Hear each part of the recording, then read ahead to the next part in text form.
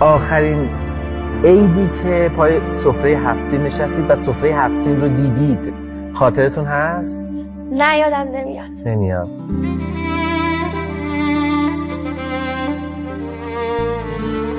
و فکر میکنید عیدهای دهه 4 زندگی حال و هوای اون عیدهای 3 سالگی و اینا رو داره؟ نه وقتی که دیگه مادر بزرگ و پدر بزرگ نیستن که به ذوق رفتن خونه اونا بعد از سال تحویل دیگه سال به این سادگی ها تحویل نمیشه به نظرم وقتی اونا نیستن.